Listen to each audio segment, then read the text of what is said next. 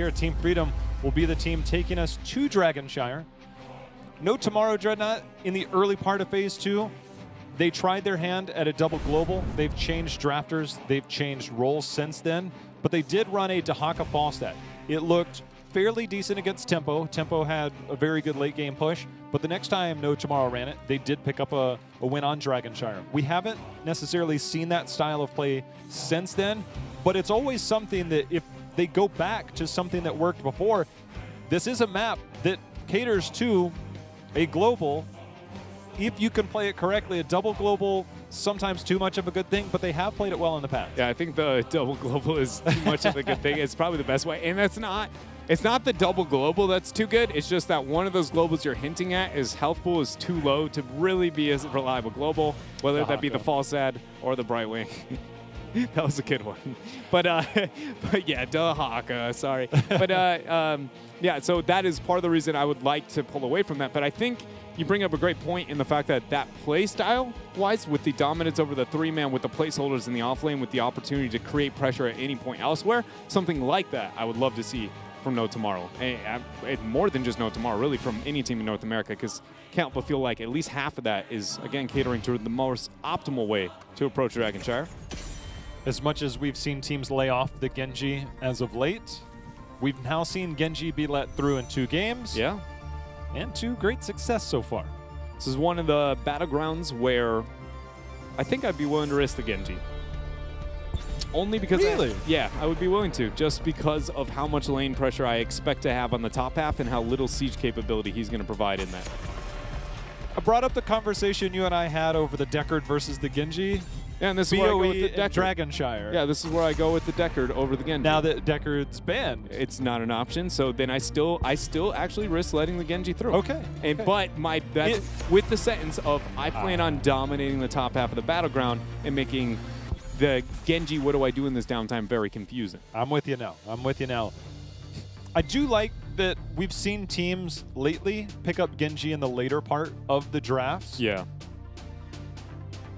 And on a map like this, I think this would be the one that if the opportunity was there and you had the wave clear, then you can commit and maybe counter what the other team is. But that's a story for another time, as both Deckard and Genji banned out by Team Freedom.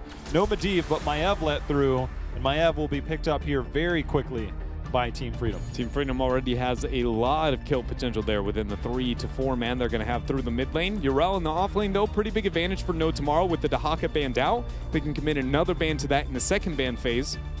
And when that does happen, I think as long as No Tomorrow can find ways to recover when it comes to the bottom half of the battleground pressure based on that Murd and Medivh or Maiev, they're going to be just fine here. They go with the Sergeant Hammer to be able to draw that aggro. It's a little bit more 1-1-3 oriented than I would like. It makes that off lane that's going to be through mid have to have a lot of wave clear, either Johanna or Junkrat, something like. But definitely still along the same kind of thought process I'd like to see from them.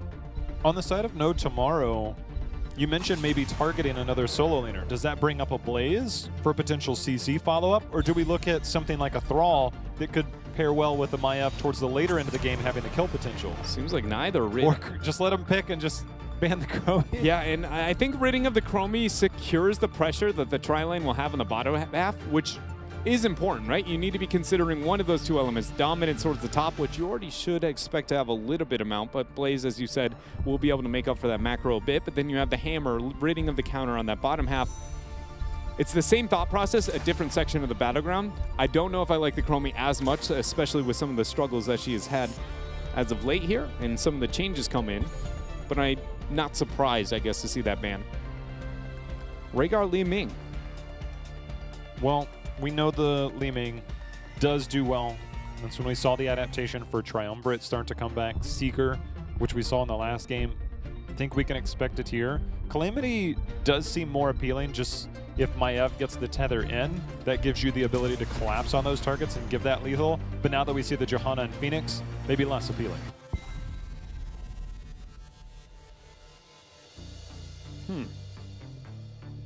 Shoutouts to our StarCraft viewers that are coming in. We do get one of their very own, Phoenix, coming in for No Tomorrow. I think we're going to get another StarCraft. Is this Blaze? Do it for the viewers. Do it for the viewers. We need the Blaze. Oh, we got him. Blaze available here. So pressure in the off lane with the Blaze.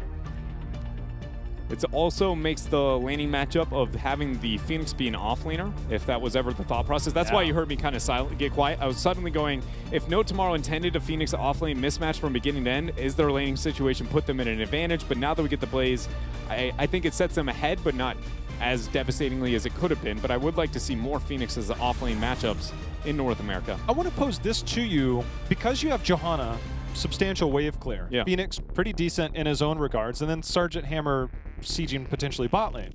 If Phoenix is that one that sits mid lane, is there the potential that maybe we get a Phoenix clear mid, and sometimes we would see that mid lane move to gank the top?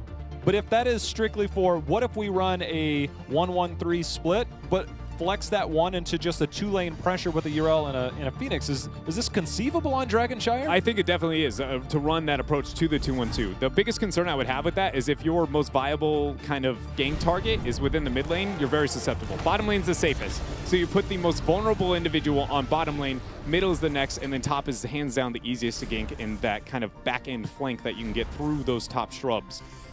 But yes, that kind of laning approach very much could be an option here for No Tomorrow. I think they do have multiple laning situations they can decide to go with, but I think it's important, whatever they land on, that they find a winning control either through mid or top.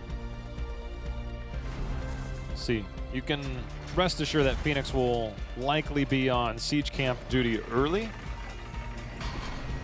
But there is so much wave clear on the side of No Tomorrow that they effectively could control the majority of the early game rotations. Yeah.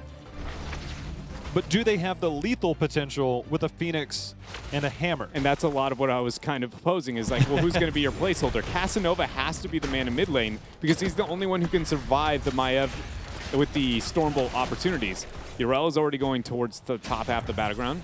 And so with this, I'd already like to see Dre Street rotating out. He should be on the top half, pressuring with that. And Johanna's just a placeholder throughout mid if they're going to go that direction. They go with the Johanna and Phoenix rotation towards the top half of the battleground for No Tomorrow. But this is one of those moments where it's just, when we talk about the seconds of timing, there's a lot of pressure lost on this top half of the battleground because Jay Shrite waited for the entire mid wave through mid. And now he's slower to the rotation back to mid, which now Freedom gets a free clear on.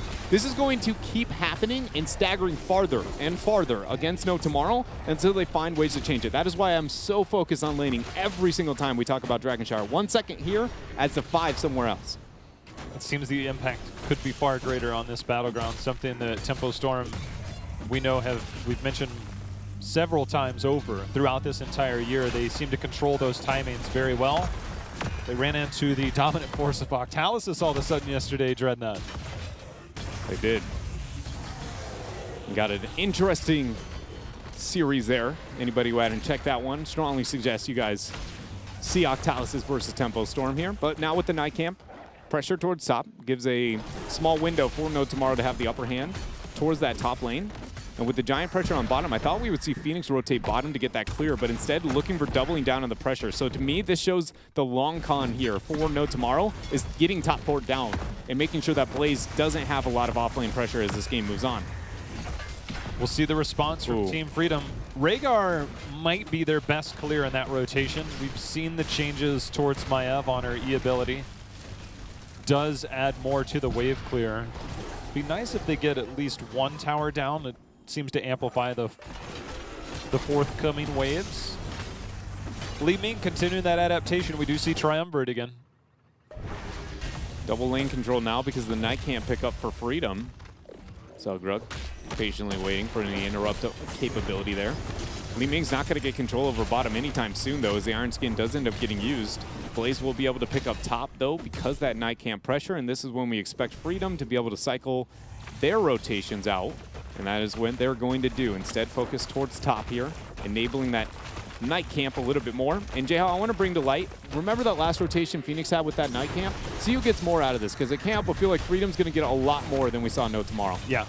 Casanova comes up. Johanna definitely helps clear this with these Sins exposed. Nice totem there on the other side by Collusion. That's just getting vision to see who's coming in if they do have that Phoenix, and it allows them to measure their aggression, providing the slow as well.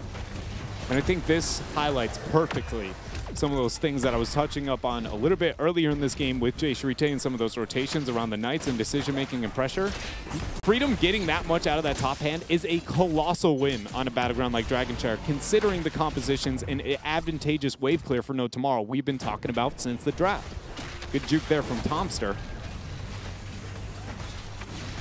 I thought that No Tomorrow would be able to trade out a little better in this bottom lane with that siege camp, but the response warranted there was so much of a response warranted by No Tomorrow in that top lane. They were unable to trade out at all in the bottom lane, it felt like. Yeah, and one reason that was such a good push by Freedom is that even though they had people to make the rotation faster than they did make the rotation, they kept them off the board, so nobody necessarily knew what lane they were committing to until they were already getting the siege damage out, essentially forcing No Tomorrow to be able to predict the rotation before it even kind of came through. Tomster eats a magic missile combo there, full Seeker proc, double proc there from Lutana. Casanova now on retreat. Control back over to Team Freedom here on bottom. That's a lot of damage coming in from that Li Ming. It is. Jay Shrite now made his way down towards bottom. Looking to join the rest of No Tomorrow. Should put them in a nice position to maybe have double control because the Urel mismatch towards top. Still working out in her favor.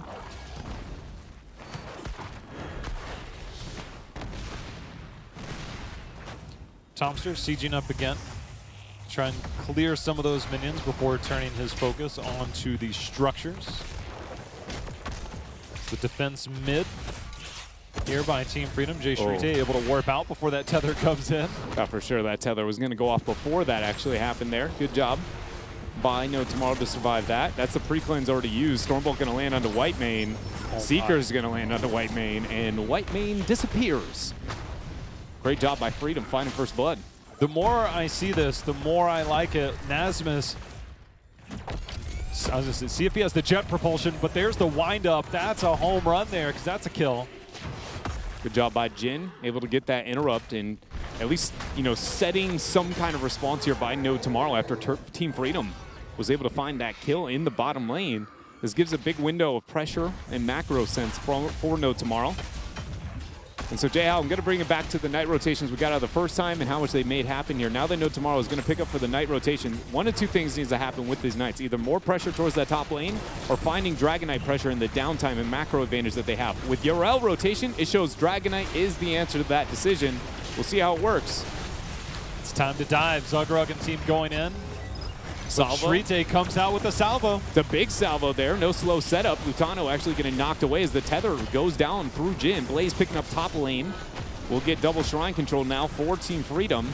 Now Freedom has a threat over this Dragon Knight. Divine Steed the pickup for Jin. Allowed for a quick rotation.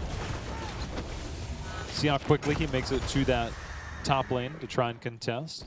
The rest of No Tomorrow did retain control over that bottom shrine. Toms are going back to apply the pressure. Looks like for Giants as well, going to be joining them. Zuggerug looking to sniff this one out. In the downtime, Urel will be able to pick up top shrine after that wave is dealt with. When that happens, that's when No Tomorrow should look for Dragon Knight pressure. Giants will be pushing bottom. They control bottom, and Urel has control over top.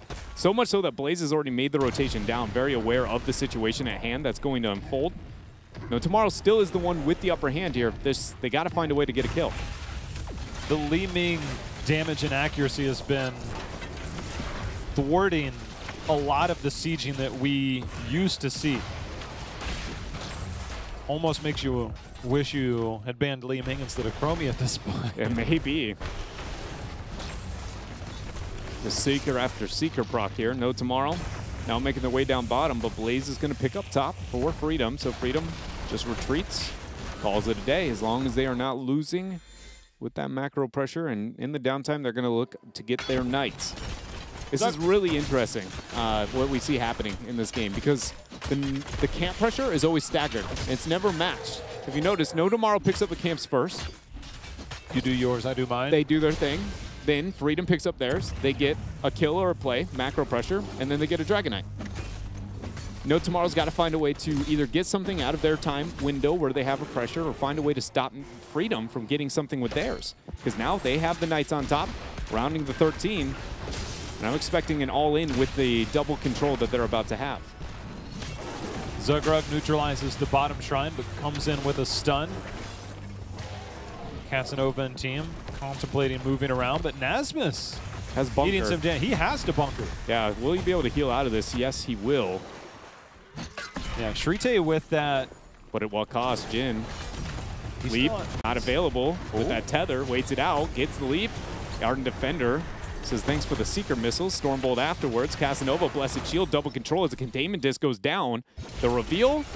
Salvo Peel only going to land onto one. Lutano's the man eating all those salvo shots, though. Jin keeps himself alive. He leaps in with the armor, sets the team up with the hammer. Focus goes on to Collusion as Hammer, talking about him wailing away at that bottom lane the entirety of this fight. Just chilling. Hanging out. Guys, just don't die. Yeah. Don't die. I got this. I got this. This bottom lane. Trust me, team.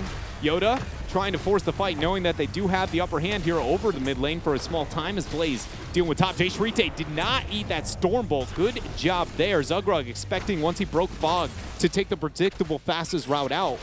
Not committing to that. Little sidestep there. And Tomster saying, thanks for not dying, team. I got my job done. That's what I do when I'm on Sylvanas. I'm like, just don't die. Yeah. I got this. But then the team dies and everything looks... I didn't want to say it, but it's so true. It's like you hear that sound and you kind of cringe a little, then you hear a second time, and you're like, oh god, my team's dying. Giants are picked up here for Freedom. Blaze is looking to backdoor the top altar. Yrel is going to deny that, giving a big advantage here to No Tomorrow with split pressure. Casanova flanking from behind. That's going to force an Iron Skin from him, possibly more. Salvo down. Oh. Has the Blessed Shield, but there's no engage opportunity in case they re-engaged on to the Johanna. Nasmus goes in. Here comes the rest of the team. The warp out just in time. Will he be tracked down? There's the Stormbolt. There's the follow. Trying to give the armor is Jin. It's not enough, and now Jin's in trouble. 10 seconds out before he even has his Ardent Defender. Oh, the jump over, but the Knights say welcome and goodbye. Cutthroat Knights there. Just get the damage out in 2 kills here for Freedom, giving them a major time window to set up kills. Casanova drops the Iron Skin. Tomster posting up there with the Sergeant Hammer, moves in the siege mode, about to eat a Stormbolt as he has no self-free cleanse. Good juke there as he throws down those thrusters. Blaze picks up top shrine. Containment disc now use on to Casanova. See if the damage comes out. Iron Skin should not be available for a few more. Yeah, I think that's important that you pointed that out. That is a time stop, which also stops your abilities. Should be up soon. There it is. But that overlaps with the Heroic. That's a 60-second cooldown. That's a DK also picked up. Our first DK finally. 11.5 minutes in, almost level 16. Jay Shrite will get the boot momentarily as the rest of No Tomorrow comes over to defend. Dragon Knight up. See how much damage you can make happen here. Not gonna lie, Jay, how Team Freedom taking a lot of free damage on this Dragon Knight, even though the rest of the team kind of sitting back. One of those situations where I don't think it's gonna cost them too much, but they just lost about 20% Dragon Knight HP that they could be using that HP on over this bottom 4. More so the keep that they're going to siege afterwards, which is on this key front wall. After this time frame drops, there's going to be a lot of mercenaries available due to the staggered mercenary pickup. I think No Tomorrow will have at least their giants available, and Freedom should have a nice pickup to those afterwards. Give them a nice, maybe goodbye gift on their way out from their base. This is normally the time where we see that double camp pressure. No Tomorrow nearing 16, haven't lost anybody yet, so that keeps them in the game, keeps them within contention over those camps if necessary. But with both of those towers down, Team Freedom retains their full level lead. There's the Giants. Giants up, 16's here, see if they can get the invade in time. 16's going to be picked up. Yrel over the wall. Jin is about to be a playmaker. Dives the back line here. He's going to call it out. Salvo goes down over there. Bunker is used. Zugrug gets into it. Casanova, can he get the condemned back? Ancestral Healing does connect there from Collusion. Retreat still here by Team Freedom as No Tomorrow tries to aggress. Yoda goes into the back line, hits a 2-man tether, hits a big fan. The containment disc ends up dropping. Team Freedom still backing out. Oh, that combo. That's going to delete Casanova. Yoda's going in. Nice knockback from Jin. That might have saved more lives. Lutano continuing to poke over the wall. But Jin with that knockback. Dreadnought. Yoda was ready to tether somebody else there. He was ready to make plays, get some Fan of Knives resets. That could have been far worse than I think what we just saw without Jin there. But with that member down, you mentioned the amount of camps, Dreadnought. This is Siege Giants available. Knights are there if Freedom opts to take them. They're sitting on this, allowing the rest of the members to heal up and get ready for this potential push. Yeah, this is going to be pretty. This is the triple play from Team Freedom. What I think what they're doing is double camp pressure at the exact same time between top and bottom. But bottom is going to be threatening a keep and double stack with the Knights on bottom. So they threaten the keep with the double camp, while the Knights on top threaten the fort with the solo camp. It's a lose-lose scenario. You send the URL, you lose a keep on bottom. You don't send the URL, you lose a top on fort and possibly still lose a keep on bottom. They're staggering this, what seems to be too much. There's an argument to be made to not clear those minions. It keeps your Siege Giants back further, and sieging from behind, this rotation might be too slow. But if No Tomorrow's come in. If No Tomorrow struggles here, they're going to lose a lot more than just maybe, you know, the keeps in this game. They need to be careful here. Tether goes up, pulls Act 1, gonna pull back a second, Bunker drops. A lot of damage there onto Akaface, trying to kite away, trying to heal up. Zuggrug hits the Stormbolt, but it's onto Jay Shrite. Yoda chases forward, hits another Fan of Knife. Casanova is the focus. Iron Skin not available, and he is first to drop. Jin leaps out and over the combo, but Zuggrug trots it down with the homing missile there. The armor damage is not enough. The armor from Urel was enough to keep Akaface alive.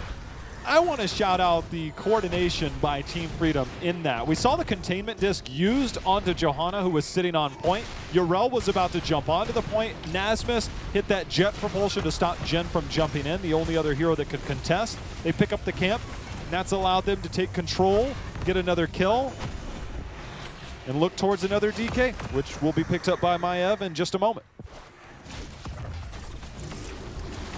Channel started.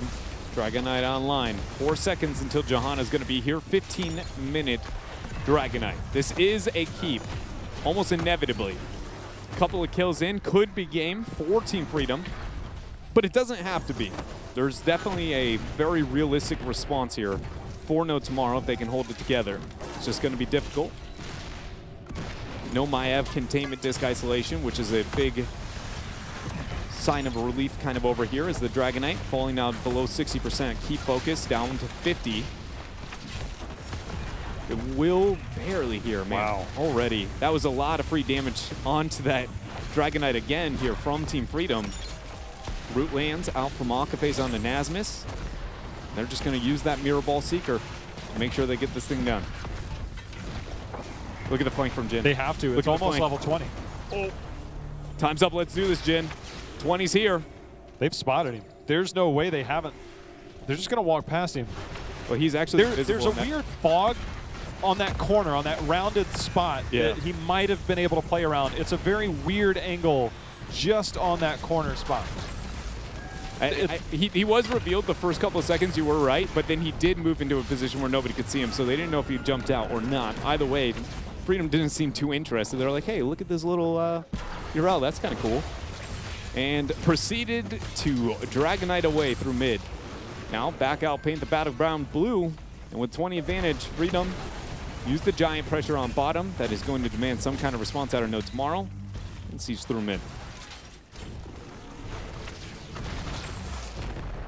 Team Freedom has the lead. No Tomorrow would love to hit 20 before the next Shrine phase. With the DK just expiring moments ago, the well gets sniped. Should conceivably get 20, barring a colossal mistake from No Tomorrow to give up a kill, give up a pick. They have to remain patient. If they get 20, however, towards the back end, as the shrines are spawning, it might be too late to get into position. If I'm No Tomorrow, I expect that the biggest rotation for Freedom is going to be through bottom, because they have biggest information advantage through the keep on bottom. So they feel most comfortable for bottom shrine. That is where they want to choose the fight most realistically. But bottom is where I have, or they're going to rotate the most, but bottom is where I have my fort down the most, right? It's almost one-shottable down below. And there's that Knight rotation to kind of feign down behind it. So what I would like to see is No Tomorrow prep out that bottom lane and then hide people through the night camp down below and then flank through bottom over what is expected to be the first shrine that No Tomorrow picks up over this next shrine phase. Because you're no longer going to get a fight that Team Freedom doesn't dictate unless you come up with some kind of cheeky rotation around that. So here we see Freedom rotate the bottom, but the control's too late now. It needed to be there 15 seconds ago so that when that shrub is checked by Murden, surprise, we've got a whole party there. They don't even have anybody near the top shrine. No Tomorrow might just have to take a fight here, which once Blaze shows the channel, Yrel's going to instantly make this rotation. No Tomorrow can hold their ground. They've picked up 20. Yrel's already here. But Freedom, there's the root. I think that interrupted the Dwarf Toss. That forced out the cleanse. Forced out the cleanse. Blaze is making his way down, though.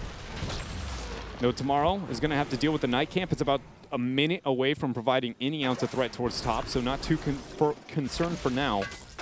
Casanova separated as Yrel starts the bottom channel. Stormbolt ends up going through, no Iron Skin yet. Unstoppable already burnt there by Tomster, a cooldown that somebody's going to look to take advantage of. There goes a containment disc as a lot of focus goes on to Yoda. Jin leaps over the wall, but Ancestral Healing lands there. Armed Defender not going to be popped yet as we do end up seeing Akaface use that white main heroic. Everybody gets into the bunker. Casanova condemned back. Iron Skin there, but it is not going to be enough to keep up the white main. Ardent Defender used. Casanova kiting out there. He will survive. Oh, Yrel goes in. That's going to be the kill. Yoda, he's going to get knocked back. They're trying to get another takedown. It's a 2-for-2 trade so far. Unconquered Spirit is going to proc for Jay Shrite. He'll live. Another combo lands onto Tomster, and despite that armor, takes out a large chunk of health.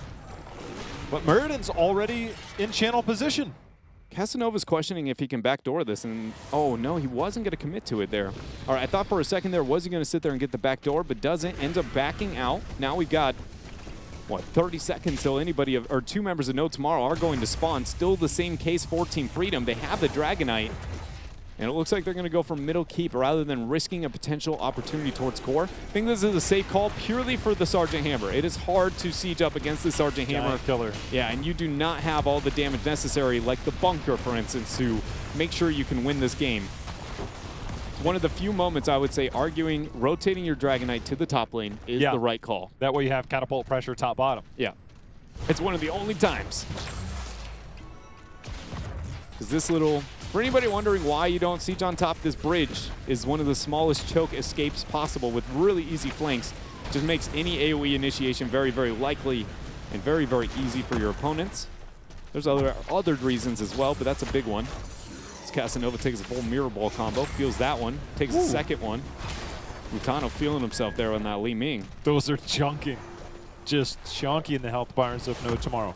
They don't get the top keep, does Team Freedom, but they have taken down mid and bottom.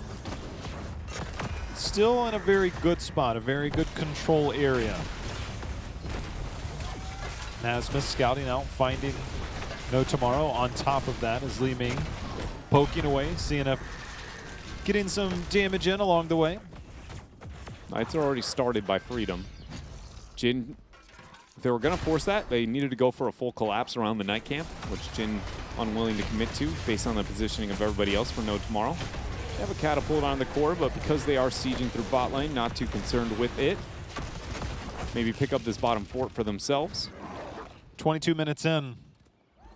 No better time than now to pick up your first fort of the game. It's going to be glorious. There it was. Jin did not go the level 7 cooldown on his jump in. Ends up having to use Seraphim. But only a 10-second cooldown on that for the self-cleanse. I think No Tomorrow realizes that things are dire, and they're going to all-in bot lane for the rest of this game. Sergeant Hammer. Yeah, they're going to use the 20 hammer advantage and try and all-in siege through bottom. But my this is, yeah, there's too much pressure through mid. That was a brilliant response by Yoda there on the Li Ming, or excuse me, not the Li Ming, but the Maiev to go through mid, because now it's going to demand somebody to rotate back eventually, and it's a lot faster. You know, Team Freedom's going to kill the core before No Tomorrow can kill the keep, and that's why you see Jin back, or at least starting the back here. Team Freedom, every play that No Tomorrow seems to have, they've got, it seems like the better response in every circumstance. The minions spawned at maybe the most opportune time. The catapults changed a long time ago to where once they lock onto a target, they stay on there. They spawned right as the catapults targeted the core, so that buys time for the minions to clear that. without having to worry about the next wave coming in with the minions already dead. No Tomorrow comes in with the clear. Johanna will grab the bottom shrine, but just like last time, Dread, the Knights picked up by Team Freedom will control the rotation over top. They have katas between bot and mid, and that clock, the timing on that will inevitably push out, and there's nothing No Tomorrow can really do about it if Team Freedom remains patient. They're in the exact same situation as before, but just a little bit more dire when it comes to the pressure applied. No Tomorrow. Seems like the answer is going to be just siege through bottom. Maiev flanking. Not having the whole team, though. If they get pressure on her, as that was a very short tether, she might be in a bad spot. Blessed Shield goes down, forcing the cleanse. As we see No Tomorrow still aggressing here. Dreadham keeping an eye on that top camp. That keep is already low, and it is amassing to be a very large wave quickly. I'm not going to lie, J-How. I think you just accept your keep's dead. Give it. You have to fight. But you need to be fighting by faking information through that bottom night camp somewhere, or the Bermuda Triangle, but Team Freedom is winning mid, so you can't control the Bermuda. Jin showed himself on top, forcing a cleanse there for a moment onto Jay Shrite. They thought they were going to get control of that. Maiev went to go channel the DK. They don't get control, so they don't have the playmaking of that Maiev to take advantage of that 5v4. But the top lane is going to lose the keep, so No Tomorrow. What do we got? Maev's going to go make sure that this captures it. Jin should force containment disc used, but he needs to make sure that that doesn't back to join the rest of the fight. I don't think he's going to be able to do so. So keep not nearly for free, but close enough there as it only costs a containment disc. 40 seconds till that'll be back. Well, Siege Giants will help de-punish the bottom. But it's the catapults that were already in mid that had forced the Yrel response, and with that top keep going down, Dread. Yeah, we're at the state of the game where Team Freedom legitimately just don't die, and the odds of you winning this game are very, very high. The stun land, Lutano lands the combo over the wall. Here comes the salvo. Shrite does get out before the tether hits, but the real contention is on that point. No Tomorrow continue to rain down damage, but the Ancestral keeps him alive. Doug Rugg able to hold his own as well with that healing static. He's going to leap in again. Two-man jet propulsion is, look at that. Yoda getting a lot of fan and knife damage out as he gets a tether back. Jin is going to be pulled through that as the bunker retreat. Gets a three-man knockback there. The Sephiroth used, but the pre-cleanse going to be needed now. It's a two-man Stormbolt. Lutano throwing combos over the wall. Team Freedom find the 2 kills they need, and J-How, the minions are already starting what feels like what Team Freedom will end here. Well, Collusion's going to come in, help seal the deal. Dives on the backline onto Akaface. Nasmus will join him. Shrite will fall, as will Akaface. And it's a formality here as no DK needed. Catapults will be enough to join the heroes here of Team Freedom as they close out this series against No Tomorrow. Team that fought very valiantly in this series. Unfortunately for them, another loss. But Team Freedom finding some of the footing that they've been looking for after their shaky start to part 2 here in phase 2. It is interesting here with Team Freedom and this win. I think it's a almost near expected result when we consider the placement of Team Freedom and the doesn't go down easy of No Tomorrow. I think a 3-1 is pretty much what you could have projected going into this. But I will agree with you in some of the sentiments we've had when it feels like, you know, which version comparing to the results of them versus LFM early on, that early aggression versus the macro they resorted to. Finding that balance is a difficult thing here, and it did come to light in moments, even in the series against No Tomorrow, which I do think they are growing and developing, and we can see that certainly at highs and lows throughout even this series. But I look at this more of, you know, No Tomorrow needs to find ways to get better at that, especially considering their placement and looking towards playoffs. When I talked to Collusion this week, and we heard some of that in the interview, it was a matter of what are you trying to accomplish this weekend? This is a solo set. They have No Tomorrow. It's a time for them to rebound. I'll be real curious when we get to talk to our winner here on what their thoughts are on whether they achieved some of that, getting back into the form that we saw them in at Western Clash.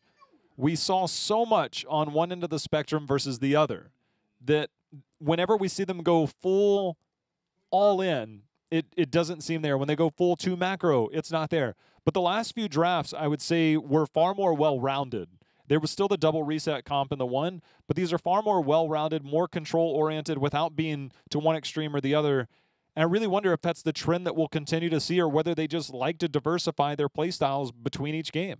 Yeah, it is. It is going to be interesting to see that as it develops here. I can't tell what I honestly want to see from them more.